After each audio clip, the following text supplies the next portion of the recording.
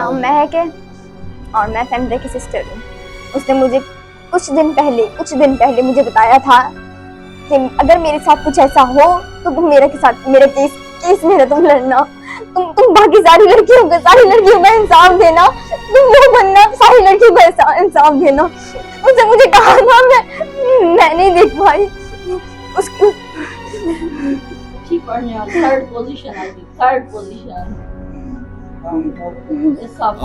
होना चाहिए आगे। उसने मुझे कहा था मेरे साथ वो टीचर्स और बच्चों का ग्रुप जो है उन्होंने मुझे ये किया है, और टीचर और बच्चों का ग्रुप ने मुझे ये सजा ये मुझे मेरे साथ हुआ है। और इसमें सबसे ज्यादा किरदार अब्दुल्ला का है, जिसने कंधे को एक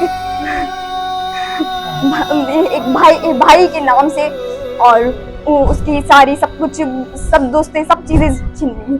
कोई अटैचमेंट खास नहीं थी, सिर्फ भड़काने के लिए आते थे।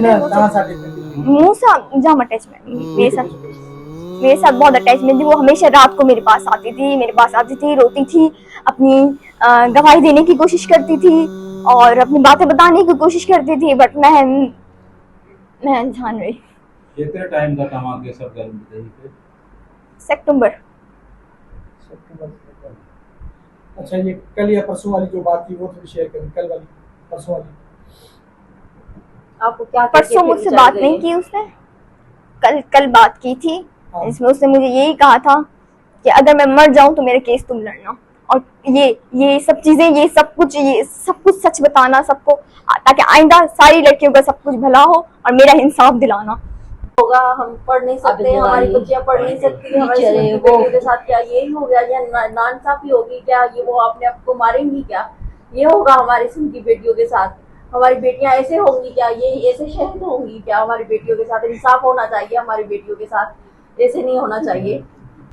हिम्मत ये बस ये जो जिस जिसने किया है उनको बहुत बड़ी सजा मिलनी चाहिए, बस बहुत बड़ी सजा मिलनी चाहिए। बस मेरा यही कहना है कि मैं सबको सजा मिलनी चाहिए बस, ताकि आइंदा किसी के साथ ऐसा ना हो। बेटा क्यों तंग करते थे टीचर? कोई पैसों की मांग करते थे? क्या वजूहत बताइए आप?